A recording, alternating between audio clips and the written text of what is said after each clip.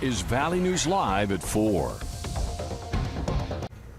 Good afternoon, everyone. A little girl in Crookston is fighting for her life in a Fargo hospital after being hit by a semi while riding her bike. The girl's family has identified her as 10-year-old Kaylee Acevedo. Kaylee's mother says she had to have her right leg amputated, but doctors were able to save the other leg. The crash happened around 5:30 last night near North Broadway and 2nd Street, which is part of Highway 2 through Crookston. Police say it appears the girl was hit by the rear wheels of the semi as the driver was making a right turn and her bike got tangled up in the wheels. The Minnesota State Patrol is now identifying the driver of the semi as a 73-year-old from Monoman. Kaylee's mother says while her daughter has a long road ahead, there were already encouraging signs this morning. Kaylee was able to open her eyes, smile a little, and squeeze her mother's hand. Their family continues to ask for prayers from the community. A murder suspect is out on the streets after bailing out of jail. Idris Haji Muhammad is charged with second-degree murder with intent for the September 10th shooting death of Abdi Abdi. Court documents say he obtained a $1 million bond from Midwest Bonding LLC and was released from the Clay County Jail. Moorhead police were called to the area of 30th Avenue and 17th Street South and found Abdi Abdi dead from numerous gunshot wounds. Haji Muhammad was arrested 3 days later. Court documents say the suspect chased the victim through a parking lot, shooting at him more than 10 times. Haji Muhammad will be seen again in court on Thursday. A man is fighting for his life and facing potential DUI charges following a head-on crash near Wyndmere. The North Dakota Highway Patrol says that happened along Highway 13 around 2 this morning. The crash report says a 40-year-old man from South Dakota veered into the opposite lane of traffic and hit a semi head-on. Both vehicles ended up in the ditch. The driver of the semi was hurt but is expected to be okay. The driver of the car was airlifted to a Fargo hospital with serious injuries. Stanford officials announced this morning a jump in active COVID-19 cases in Fargo hospitals from 35 to 50 this week. 3 of those hospitalized were for something other than COVID, then they tested positive. Of the 44 patients in the ICU at Stanford across the state, just 3 are vaccinated. Stanford's vice president says he doesn't see the surge slowing down anytime soon. Clearly, we've been upticking here for a few weeks, so I expect that we'll probably continue to go. Dr. Griffin says 3 people died in Stanford's Fargo hospital yesterday from COVID-19. For those looking to get a COVID-19 vaccine, Clay County Public Health is holding a clinic on Thursday. Anyone over the age of 12 can get the Pfizer vaccine. Those 18 and up can get the Johnson & Johnson. This is by appointment only from 2 to 6 p.m. at the Family Service Center in North Moorhead. Booster shots are not available there at this time. Now here's Hutch with a first look at your forecast. Hutch? Thanks, Stacy, and a good late afternoon as we head through our Tuesday. You can see the flags flapping there in the Grand Forks area, home of Economy View, showing that definitely that wind is a factor tonight. But temperatures, once again, very pleasant. And as far as the satellite and radar are concerned, not much going on. We are near 80 across much of Minnesota. But look at this. We're in the 90s out in the central and western part of North Dakota. It's a sizzler out there, and we are plenty warm with average highs in the low 60s for this time of the year. Low 80s for many of us. 20 degrees above average, and that wind above average as well. We have gusts over 30 miles per hour where you see the colored contours here in the central part of the state and the Devil's Lake Basin. It's where the wind is strongest. Wind is going to be a part of your evening tonight, so get used to it, and it will be breezy even into the overnight hours, although not as gusty. 15 to 20 mile per hour sustained winds are going to keep these temperatures a lot milder than we've been the last couple of mornings. We'll have details on the continued warm trend, Stacy, coming up in a moment. We'll also tell you all about some big changes heading our way before the close of the work week in a few minutes. All right, thanks, Hutch. School and sports activities at Hettinger Public School were canceled today following yesterday's shooting incident. There will be school tomorrow and Thursday for those who feel comfortable attending. Counseling services are available for students today and will continue for anyone on the school campus.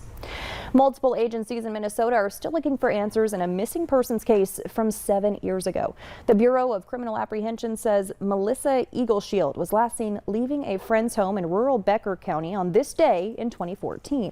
Authorities conducted ground and air searches, but they never found her. Eagleshield is described as about 5'1", 155 pounds with brown hair and hazel eyes.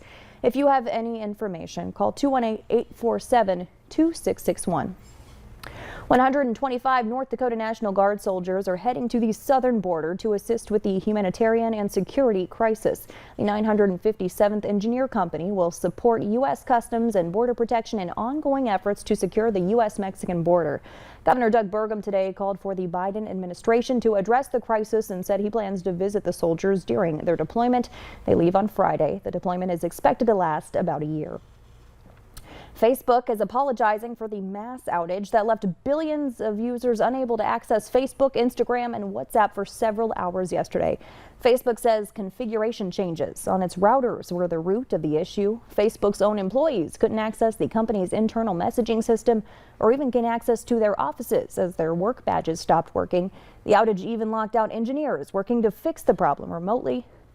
Tech experts say it shows just how interconnected we are with the internet economy as a whole.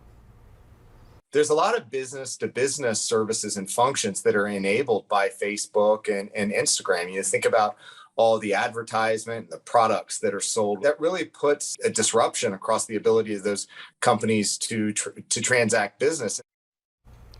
Facebook says no user data was breached during the outage. Meanwhile, a former Facebook employee turned whistleblower is testifying before Congress today about how she believes the social media platform harms young people. Skylar Henry reports from Capitol Hill.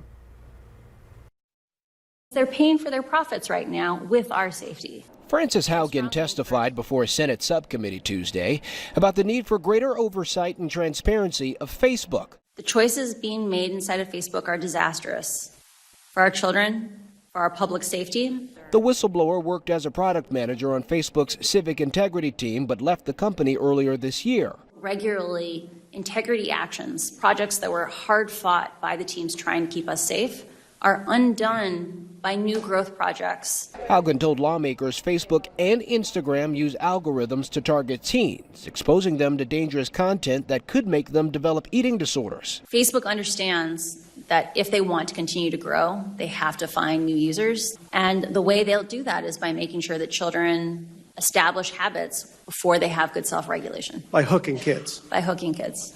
Lawmakers on both sides of the aisle are united in condemning Facebook CEO Mark Zuckerberg and vowed to enact reforms. Here's my message for Mark Zuckerberg. Your time of invading our privacy, promoting toxic content, and preying on children and teens is over. Facebook pushed back against Hogan's testimony in a statement, saying they don't agree with her characterization of the many issues she testified about. If Facebook wants to discuss their targeting of children, I am extending to you an invitation to step forward, be sworn in, and testify. The company says it agrees it's time to create standard rules for the internet and has called on Congress to act. Skylar Henry, CBS News, Capitol Hill. Hogan has also filed complaints with federal authorities alleging that Facebook's own research shows that it amplifies hate, misinformation, and political unrest, but the company hides what it knows.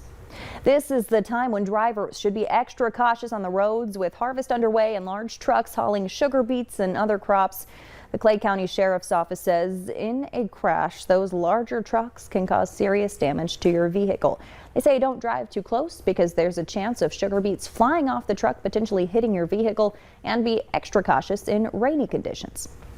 Be really mindful if it's raining because that can be like black ice and it can be really slippery. So we want to make sure that people are careful and they don't end up, causing a crash or going in the ditch themselves on that mud.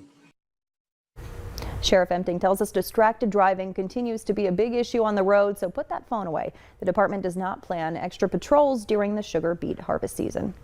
Still to come, as the staffing shortage drags on, more and more industries are turning to robots for help.